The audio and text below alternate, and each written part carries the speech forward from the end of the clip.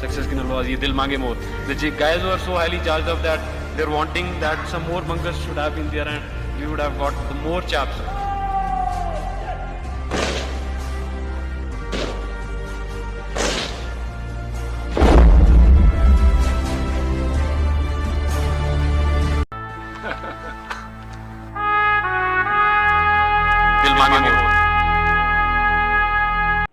घर में टीवी ना होने के कारण सुबह 10 बजे हर संडे को लवर कुछ दौड़ के चले जाते थे अपने बगल वाली दीदी के घर पे, और उन्हें देखना होता था 10 बजे से दूरदर्शन. क्यों? दूरदर्शन में आता था परमवीर चक्र. अगले 1 घंटे तक दोनों भाई अपने मुंह खुले हुए और आंखें गड़ाए हुए टीवी स्क्रीन पे 1 घंटे तक हमारी वीरों की गाथा सुनते थे, और उनका ये टाइम टेबल फिक्स था. मिस्टर एंड मिसेस बात्रा को लेकिन ये नहीं पता था कि उन दोनों भाइयों में से लव परमवीर चक्र जीतेगा और कुश उस परमवीर चक्र को उनके घर पे लेके आएगा. आज हम जानेंगे शेरशाह यानी कैप्टन विक्रम बात्रा, परमवीर चक्र अवार्डी. इनके बारे में हम जानेंगे 2 भागों में. पहला भाग होगा ये जिसमें आप उनके साहस के बारे में देखेंगे, कैसे हमने टाइगर हिल्स पे फतेह कायम की और दूसरे को बचाने के लिए उन्होंने अपना सर्वोच्च बलिदान दे दिया. और दूसरे भाग में जो इस वीडियो के बाद में आएगा उसमें हम देखेंगे कि उन्होंने हम यूथ के लिए एक इतना अच्छा मैसेज दे के गए हैं कि असल प्यार क्या होता है. दोस्तों बने रहिएगा वीडियो के आखिर तक. आइए शुरू करते हैं.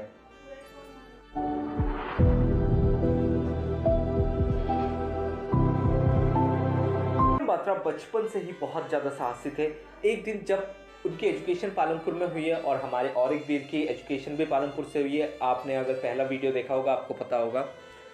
एक दिन जब स्कूल से बस आ रही थी तो टर्निंग के वक्त एक लड़की स्कूल बस के दरवाजे से गिर जाती है, तो विक्रम बात्रा उन्हें बचाने के लिए कूद जाते हैं वहाँ से और उस लड़की को दूसरे गाड़ी के सामने आने से बचा लेते हैं.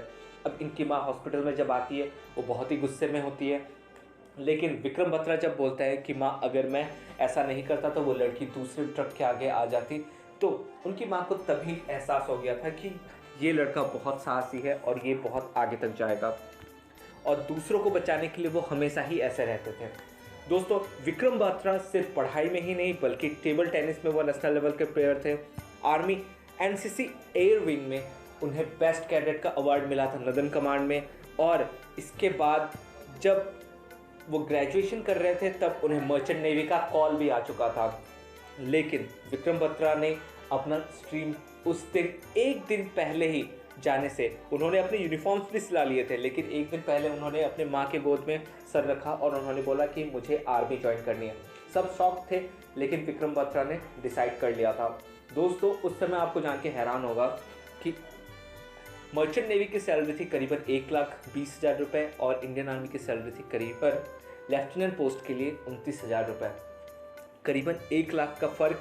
लेकिन एक यूथ ने जिसके लिए बहुत से करियर अवेलेबल थे उन्होंने चुना इंडियन आर्मी को और उन्होंने एडमिशन लिया CDS क्लियर करके इंडियन मिलिट्री एकेडमी IMA, और ये है देहरादून में.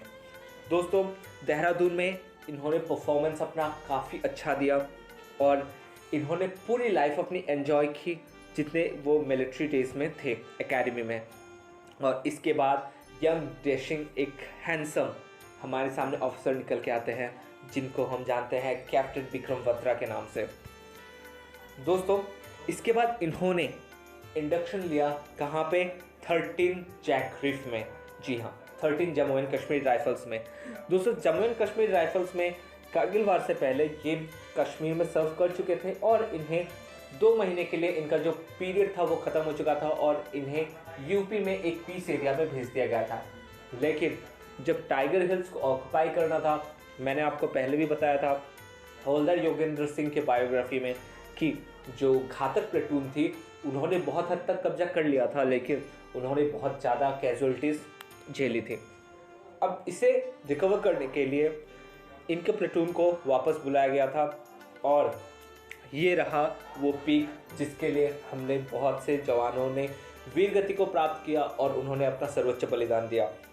टाइगर हिल्स दिखने में बहुत सुंदर लगता है, बहुत ऊंचा है, एडवेंचरस भी लगेगा, लेकिन जब उसके ऊपर दुश्मन के बंकर्स हो, मशीन गन्स हो, हैवी मशीन गन्स हो, LMGs हो, तो और आपको नीचे प्लेन एरिया में आप खुले मैदान में हैं तो आपको चढ़ाई करने में बहुत ही ज़्यादा मुश्किलात आई है। लेकिन इंडियन आर्मी के जाबाजों ने मुश्किलों को साइड में रखे हुए देश की सुरक्षा सबसे आगे रखा। दोस्तों, ये है कर्नल जोशी। उस समय ये जनरल ऑफिसर इन कमांडिंग थे उस जगह में। और ये है लेफ्टिनेंट संजीव।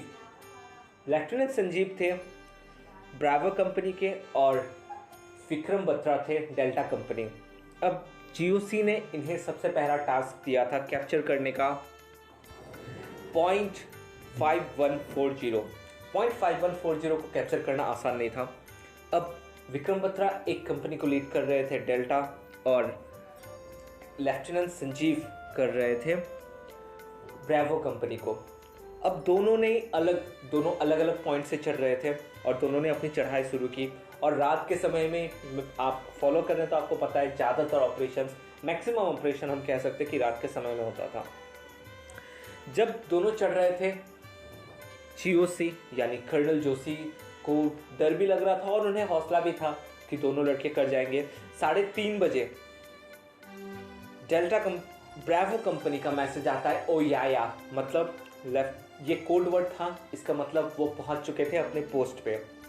लेकिन विक्रम बत्रा की डेल्टा कंपनी अभी तक नहीं पहुंची थी और 1 घंटे का जो गैप था 3:30 बजे से 4:30 बजे तक का, ये कर्नल जोशी बताते हैं ये मेरे लाइफ का सबसे लंबा 1 घंटा था। लेकिन करीबन सुबह 5 बजे एक कॉल आता है, ये दिल मांगे मोर। दोस्तों, ये कोड था विक्रम बत्रा का और ये आज तक हमें पता है और हम आज तक इसे यूज़ करते हैं। दोस्तों, सुबह करीबन 5 बजे विक्रम बत्रा ने भी हासिल कर लिया था। और यहाँ पे आप देख सकते हैं विक्रम बत्रा, मेजर विकास बोहरा, कैप्टन चैटर्जी और सीईओ जो 13 जम्मू एंड कश्मीर राइफल्स के थे लेफ्टिनेंट कर्नल YK जोशी। इसके बाद इनका अगला टास्क था .4875। दोस्तों, जब इन्होंने ये अपना बोला था ना कि मेरा वार स्लोगन या फिर मेरा कोड वर्ड होगा ये दिल मांगे मोर, उसका मतलब ही ये था कि मैं सिर्फ एक बंकर या फिर 10 बंकर को ध्वस्त करके मानूंगा नहीं, मुझे और करना है क्योंकि ये दिल मांगे मोर। .4875 ये सबसे इम्पॉर्टेंट पॉइंट था और इस पॉइंट में अगर हम कब्जा कर लेते तो टाइगर हिल्स हमारे हाथ में आ जाता। .4875 को कब्जा करने के लिए जब इन्हें दिया गया तब इन्होंने खुले दिन से, ये देखिए आप, इतने हंसते हुए मुस्कुराते हुए चेहरे के साथ इन्होंने एक्सेप्ट कर लिया। और उस पर चढ़ाई बहुत ही मुश्किल थी क्योंकि इतना तेज हवा था ना दोस्तों, सिर्फ हवा का प्रेशर ही आपके चिन्स को फाड़ सकता था। लेकिन फिर से इंडियन आर्मी के सोल्जर्स कहाँ डरने वाले थे, वो चढ़ाई तो करते गए। लेकिन दोस्तों, उनके ऊपर फायरिंग बहुत ज़्यादा हैवी आ रही थी और वो आगे बढ़ते गए।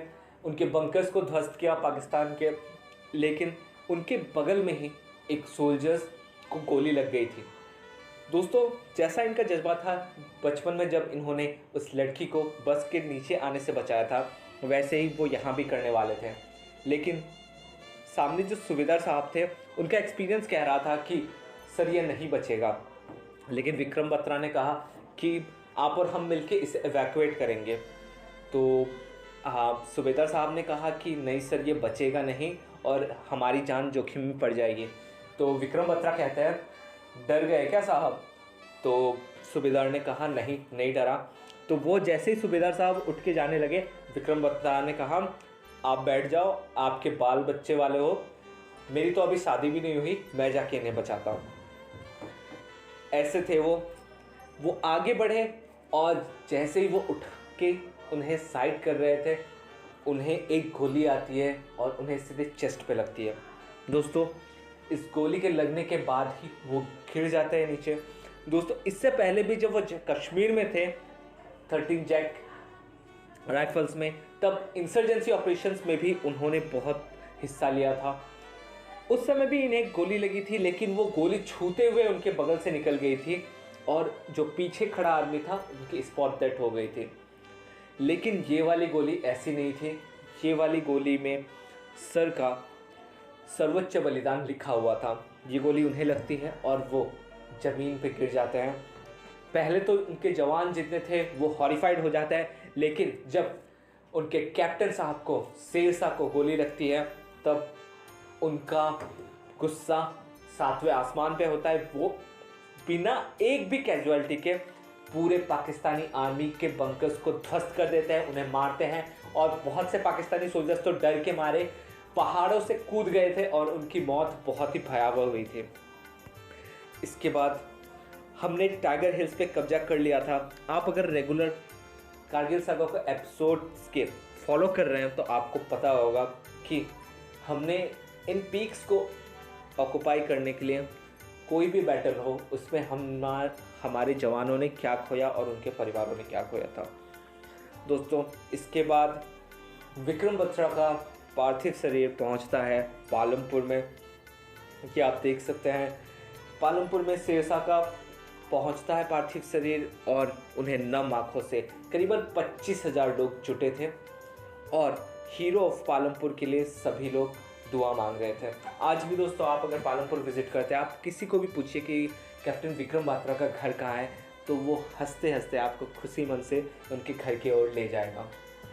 दोस्तों, ये सीरीज़ आपको कैसी लग रही है ज़रूर लिख के बताइएगा और कमेंट के माध्यम से कोई भी सजेशन हो तो आप ज़रूर बताइए। और अगला वीडियो जल्दी आ रहा है जिसमें हम उनकी लव स्टोरी को कवर करेंगे। धन्यवाद दोस्तों, खुश रहिए, खुशियाँ बांटते रहिए। जय हिंद।